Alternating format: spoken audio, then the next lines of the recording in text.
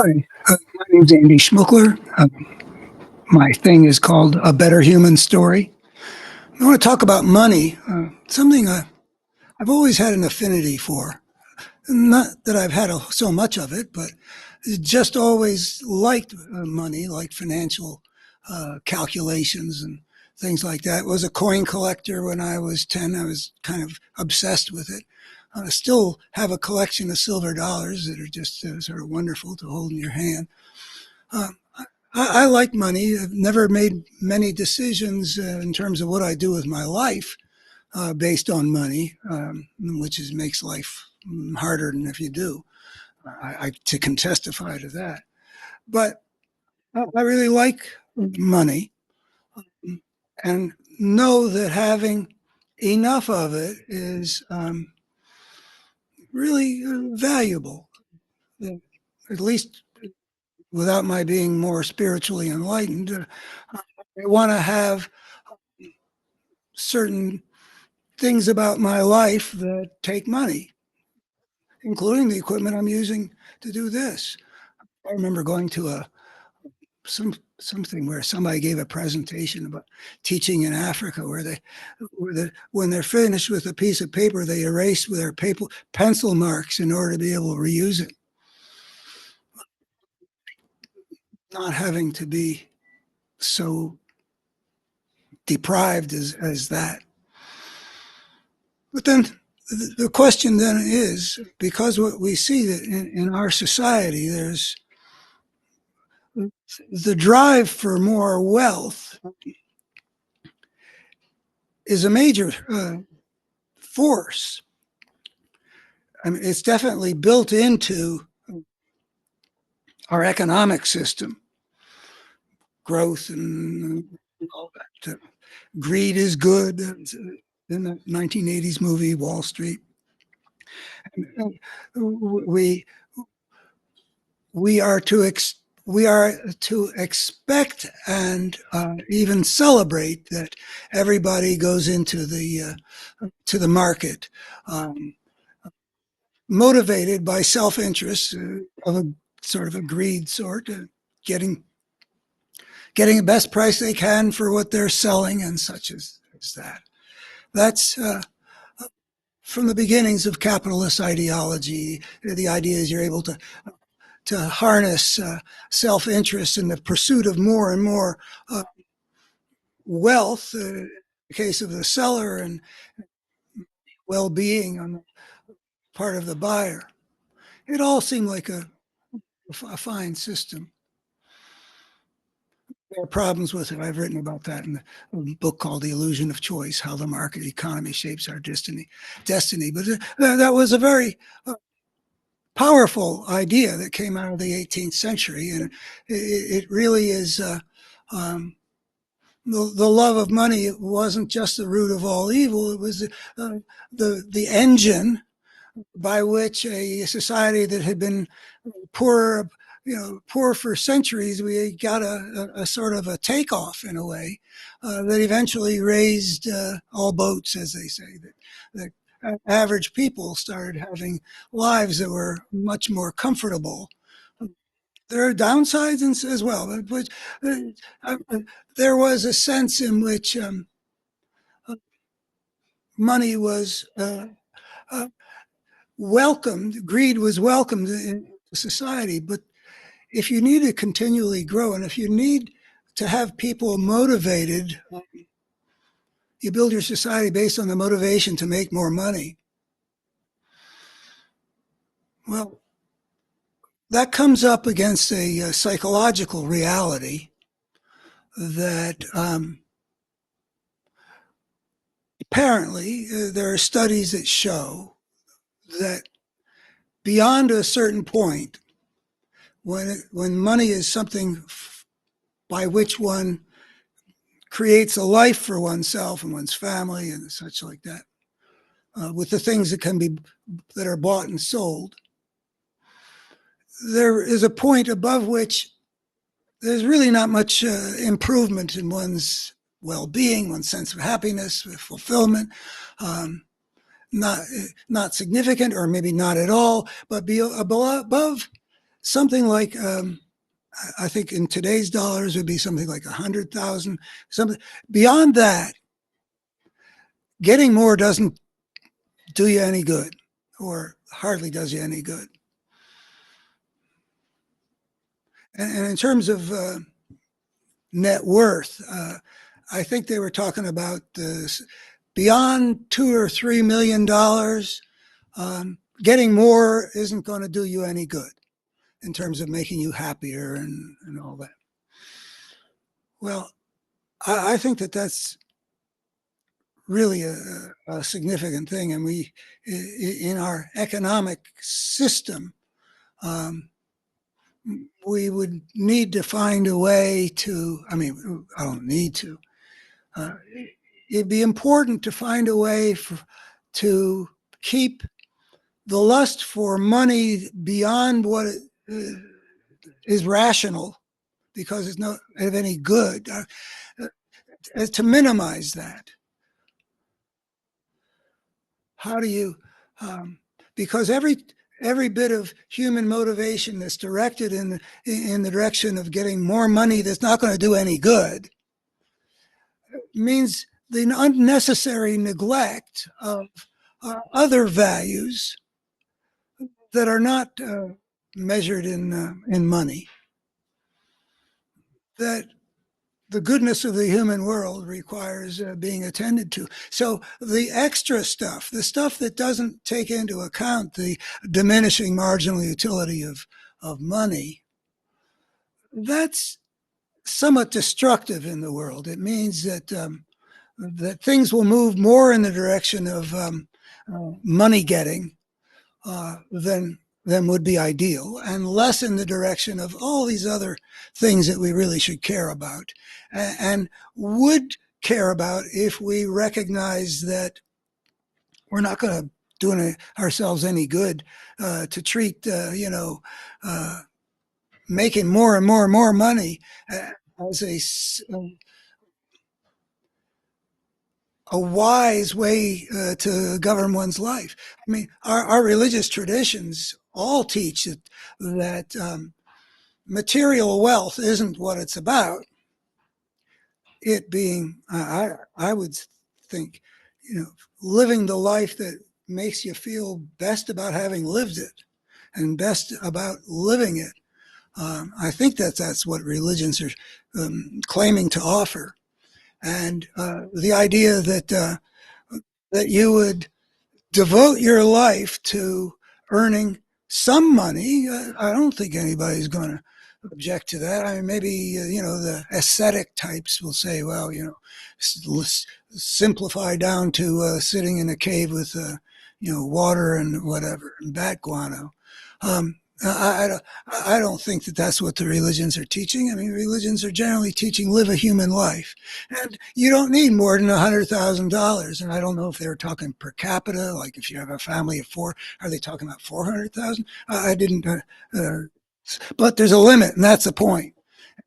Going beyond that limit is moving the world further in the direction of the things that can be bought and sold that make money, and not as much in the direction as would be ideal for making the best possible human world.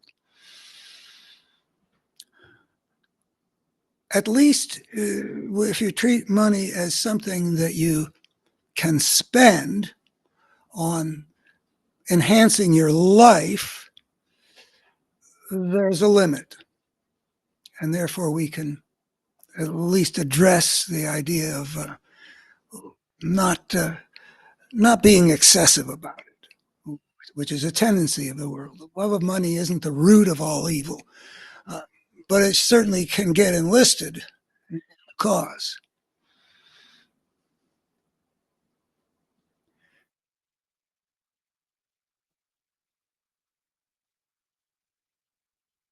The money that is not for spending for to enhance your life, but is for buying power or status or anything else that's a zero sum game, where, like a game of poker, one guy that stands up from the table with some winnings all of those winnings represent losings of some of the other players.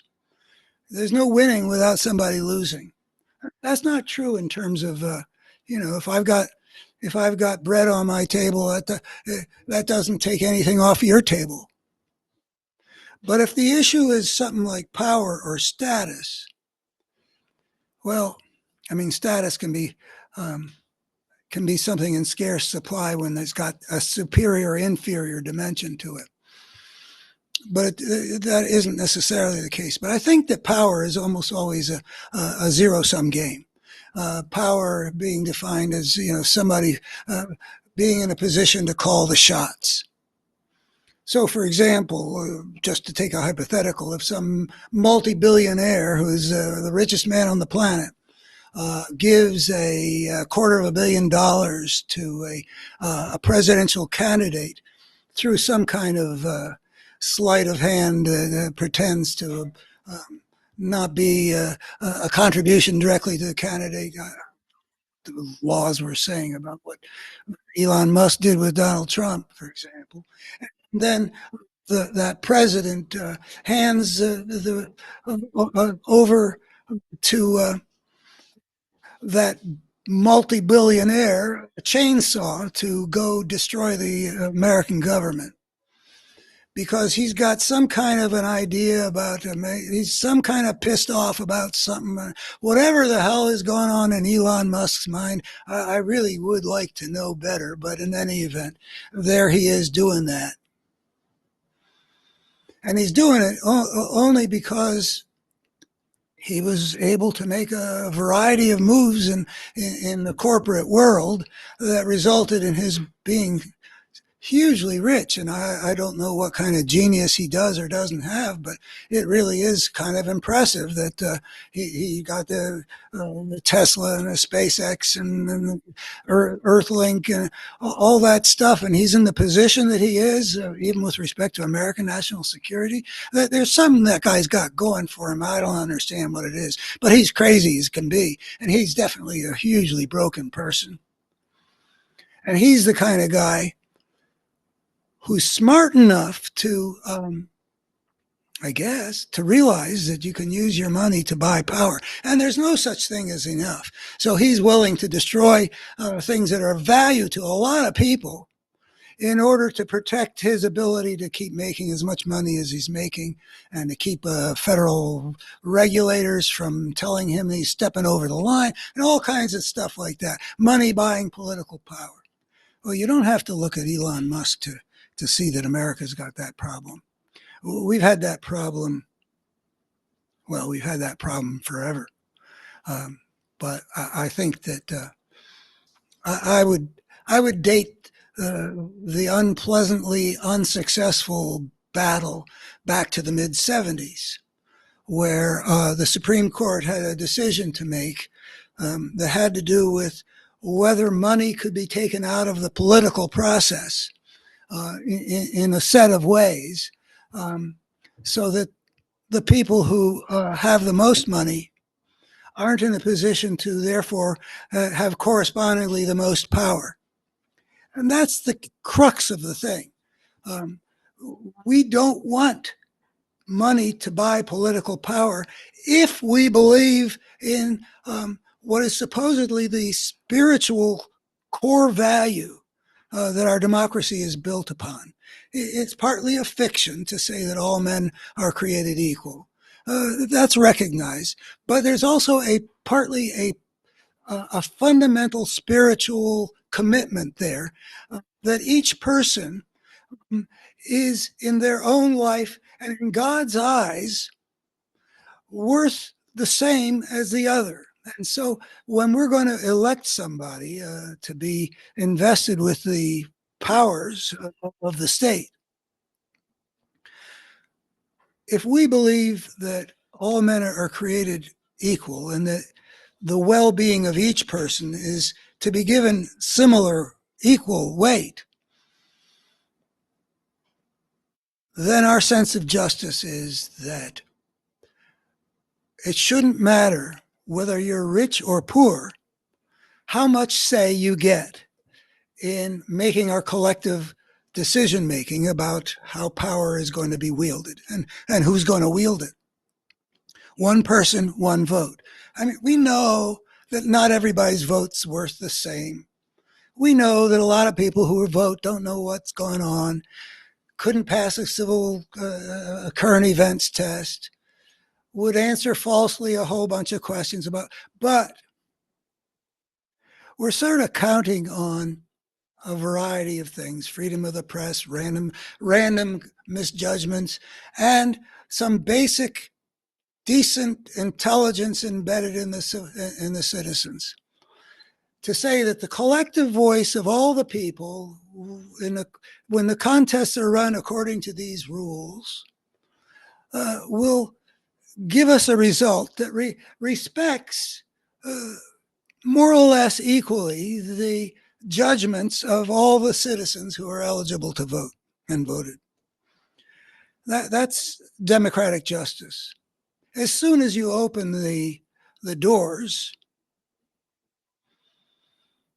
for money to be translated into political power, whether it's through the ballot box or bribes or whatever the deal is, you have departed from democratic justice, gone off into injustice. It is unjust for the billionaires to get what they want to matter more than what any person living in a little house elsewhere on the territorial United States wants about the direction their society is going to go.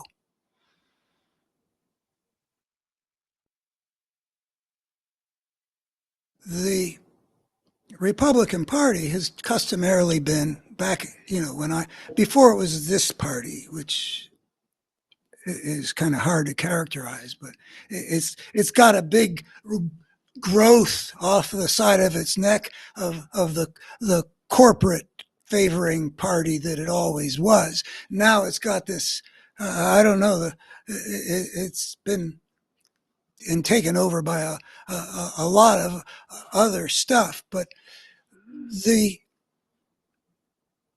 reality has shifted in America. There are a lot more affluent people now voting Democratic,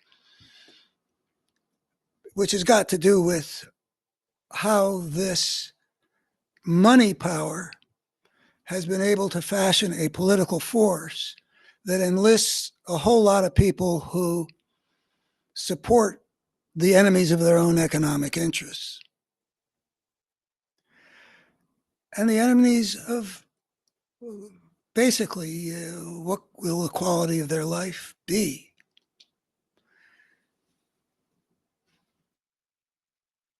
So the Republican Party appointed judges that in 1976 in Buckley versus Vallejo decided that writing a check was exercising your First Amendment's rights of free speech. Now, when I ran for Congress, I had a program, which I won't go much into, but there is a way you could organize American elections where people donating was in fact a way of pre-voting and therefore would allow the people to decide who gets the public support, and that public support can be given so that everybody is given a voucher of a certain amount and no other money from the outside can come in to what is defined as an election process. So it's one person, one vote, even in the realm of campaign contribution. But that's not the direction that the Republican Party has taken us with the court of 1976 and then in the court of, 2010 or 11, Citizens United, where the Republican appointees decided that not only is writing a check the First Amendment right, but let's open the floodgates so that money can just pour into the system. So where I was proposing Well, my campaign was actually around that time, so I was proposing to counter that effect because uh, they pretended to think that there wasn't going to be a corrupting effect, but in fact, what they did by pretending that was they showed that the Supreme Court already had the corrupting effect of the money power. That the money power had played a big role in putting them in on that bench, and that they were providing a fig leaf to hand a lot of power to money. And it can only come in this particular kind of poker game with the other side that has the losings is the American people. And so I don't know if how much role Elon Musk played, for example, in helping Donald Trump win. I mean, Trump didn't win by just a whisker, but it wasn't all that much. Did that $250 million, was it worth 2%? And Kamala Harris might have won? I don't know. But we do know that he has succeeded in buying some kind of a relationship with a guy who doesn't give a damn about any of the values that should be important to an American. So we need to protect our political system, which is supposed to be based on inequality, from being contaminated by our economic system, which most of us would endorse for its creating inequalities. We can have a safety net, and we can also reward people for winning in the competition. That's a defensible way, as long as we also have a government that's able to keep the action of the money powers, the corporate system, the billionaires, within certain bounds that are required for the well-being of the whole society, which is what is becoming harder to do because of what Elon Musk is able to do right now, because his money has bought him the political power to illegally do a lot of stuff that's damaging, but it's probably clearing the path for a plutocracy that suits him, and it happens at the expense of the American people. So money gets distributed unequally through the economic system. And we need like a blood-brain barrier to prevent that inequality, which we can mitigate in this way and that so that people are leading decent lives, from violating the equality that's at the heart of the American idea. All men are created equal, endowed by their creator with certain unalienable rights, like life, liberty, and the pursuit of happiness. Everybody has a right to their life. The world is a whole lot better when it operates on that principle than when it operates on the principle that the strong will do what they can and the weak will suffer what they must, which is what this fascistic, plutocratic political force is acting like is their principle in the world. Thank you. Please subscribe, like, visit my website, betterhumanstory.org, if you'd like to see how a lot of things fit together into a coherent and illuminating picture. Thanks. Betterhumanstory.org. Thank you. Bye-bye.